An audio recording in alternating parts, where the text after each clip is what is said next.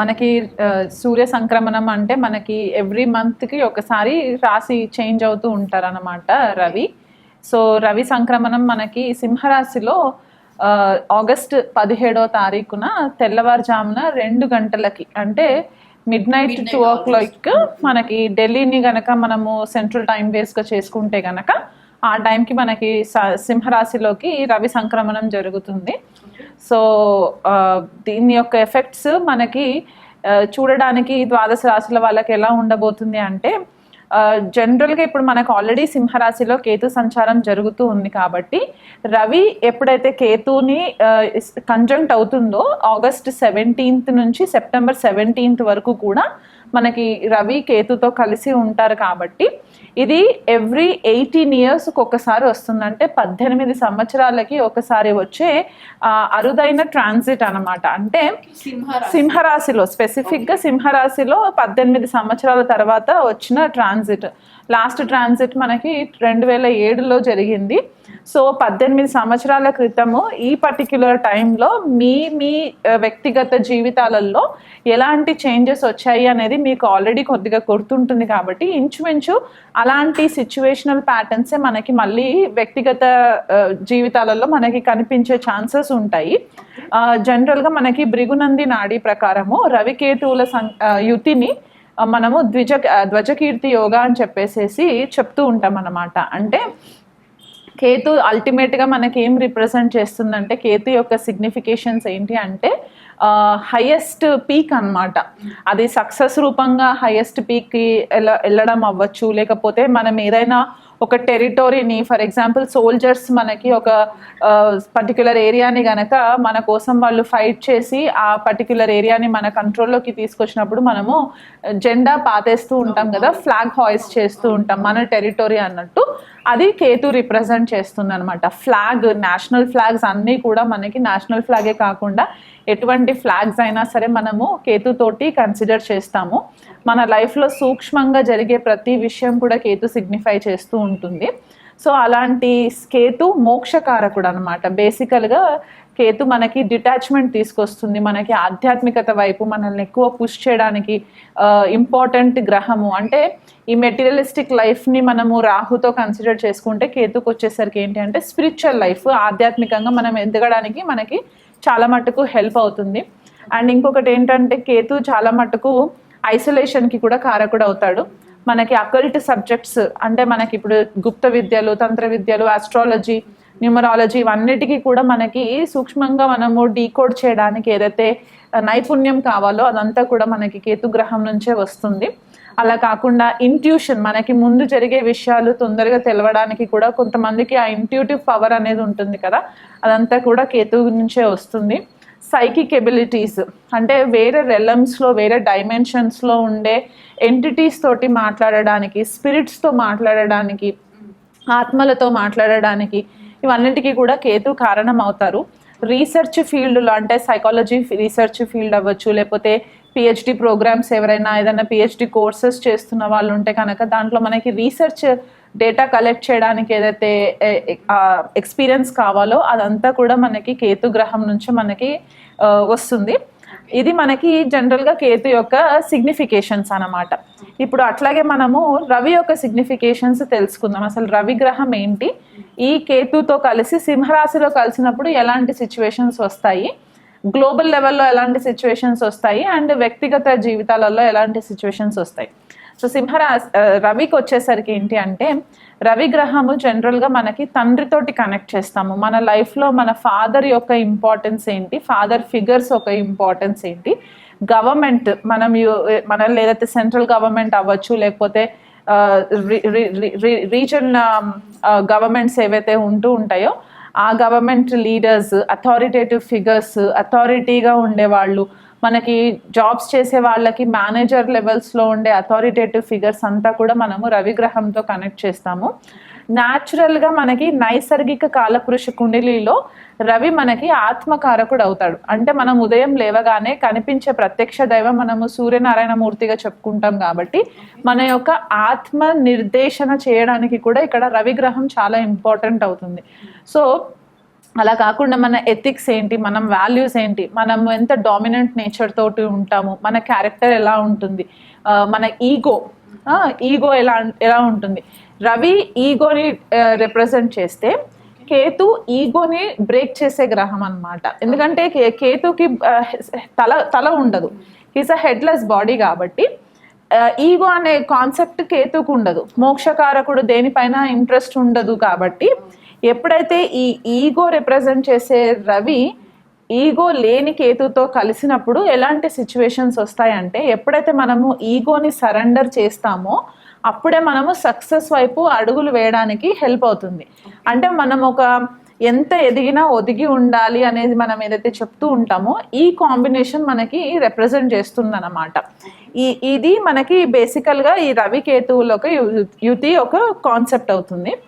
ఈ కాంబినేషన్ సింహరాశి. ఇప్పుడు సింహరాశి అంటే కూడా మళ్ళీ మనకి ఇక్కడ ఏం కనిపిస్తుంది అంటే government, national leaders, international leaders అవ్వచ్చు, మనకి రూలింగ్ పార్టీస్ ఎవరైతే ఉన్నారో అదంతా కూడా సింహరాశి కిందికే వస్తుంది. క్రియేటివ్ ఫీల్డ్, ఎందుకంటే నైసర్గిక కాలపురుష కుండలిలో సింహరాశి మనకి పంచమ స్థానంగా చెప్తూ ఉంటాం కాబట్టి ఈ క్రియేటివ్ ఫీల్డ్, మన క్రియేటివ్ ఎబిలిటీస్ ఎంత ఉన్నాయి ఇవన్నీ కూడా సింహరాశి నుంచి కనెక్షన్ వస్తుంది. కాబట్టి ఒక రాయల్ సైన్, ఒక రీగల్ సైన్, ఒక అథారిటేటివ్ సైన్గా కూడా మనం సింహరాశి గురించి చెప్పుకుంటాం. కాబట్టి ఈ 3 కాంబినేషన్స్ని బట్టి మనకి ద్వాదశ రాశుల వాళ్ళకి ఎలా ఉండబోతుంది అనేది మనము విశ్లేషణ చేసుకుందాం. ఫస్ట్ రవికేతువుల సంక్రమణం జరుగుతుంది, యుతి ఏర్పడుతుంది. కాబట్టి సింహరాశిలో వీళ్ళు ఖచ్చితంగా కూడా ఆదిత్య హృదయ పారాయణము, వీళ్ళు కుదిరితే ఒకసారి ఉదయము సూర్యోదయం కంటే ముందు సూర్యుడికి అర్ఘ్యం ఇచ్చే టైంలో మనము ఆదిత్య హృదయ పారాయణం చేసుకోవచ్చు. మీకు సాయంకాలం కూడా వీలు కుదురుతుంది అని అనుకుంటే కనుక ఈవినింగ్ సూర్యాస్తమయం టైంకి కూడా మీరు ఆదిత్య హృదయ పారాయణం చేసుకోవడం వల్ల ఏమవుతుందంటే మీకంటూ ఒక సెల్ఫ్ ఇంట్రోస్పెక్షన్ జరగడానికి చాలా ఎక్కువ ఆస్కారం ఉంటుంది. ఆత్మ పరిశీలన అని చెప్పేసి మనం అంటూ ఉంటాం కదా, అంటే మనల్ని మనము సెల్ఫ్ ఇంట్రోస్పెక్షన్ చేసుకునే క్రమంలో మనకి ఆదిత్య హృదయం ఒకటి హెల్ప్ అవుతుంది. ఇట్లాంటి టైంలో కొద్దిగా ఈగో ట్రిగర్ అవ్వడానికి కూడా కొన్ని సిచ్యువేషన్స్ అరైజ్ అవుతూ ఉంటాయి. కాబట్టి ఈ ఆదిత్య హృదయ పారాయణం చేసుకోవడం వల్ల రవికి కొద్దిగా బలం చేకూరుతుంది. అలాగే కాకుండా ఇప్పుడు మనకి వచ్చేది గణేష్ చతుర్థి కాబట్టి ఈ గణేష్ ఉత్సవాలలో ఏవైతే మనకి 9 రోజులు లేకపోతే 11 రోజులు మనము మండపాలలో వినాయకుడిని కూడా పెడుతూ ఉంటాం. కాబట్టి దగ్గరలో మీకు ఎక్కడైనా సరే మండపాలు ఉంటే కనుక అక్కడ రెగ్యులర్గా అర్చన చేయించుకునే ప్రయత్నం చేయించండి 11 days కూడా. అవి ఏవి కూడా కుదరలేదు, ఏదైనా అబ్రాడ్ కంట్రీస్లో ఉన్నారు అని అనుకుంటే కనుక దగ్గరలో మీకు ఏవైనా టెంపుల్ ఫెసిలిటీస్ ఉంటే కనుక అక్కడ వినాయకుడికి ప్రతి బుధవారం రోజు కూడా మీ పేరు పైన అర్చనలు కనుక మీరు చేయించుకున్నట్లయితే మీకు అది కూడా వెసులుబాటు ఉంటే చేయించుకోండి.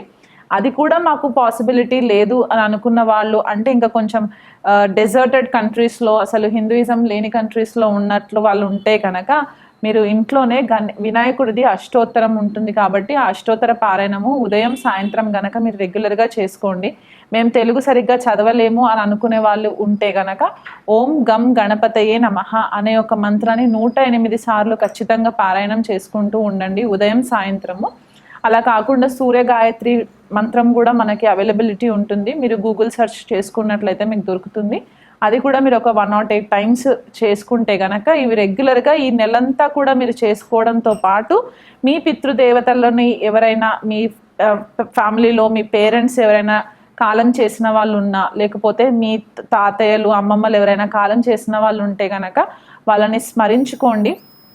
ఎందుకంటే రవికేతువుల యుతి జనరల్గా మనకి యాన్సెస్ట్రల్ కర్మాస్ క్లియర్ చేసుకునే ఒక కాంబినేషన్గా కూడా మనం చెప్పుకుంటూ ఉంటాం. కాబట్టి మీ పితృదేవతలని రెగ్యులర్గా ప్రేయర్స్ చేస్తూ ఉండండి. వాళ్ళకి నైవేద్యం పెట్టవలసిన టైం వచ్చినప్పుడు వాళ్ళకి రెగ్యులర్గా దీపారాధన చేసి నైవేద్యం పెట్టండి. మీ కులదేవత లేకపోతే మీ గ్రామ దేవతని కూడా మీరు మర్చిపోకుండా వాళ్ళని రెగ్యులర్గా ప్రేయర్స్ చేసుకున్నట్లయితే కూడా ఈ నెలంతా కూడా మీకు రవి యొక్క బ్లెస్సింగ్స్, కేతు యొక్క బ్లెస్సింగ్స్ ఖచ్చితంగా మీకు మీ ఫ్యామిలీ పైన ఉండడానికి ఆస్కారం ఎక్కువ కనిపిస్తూ ఉంటుంది.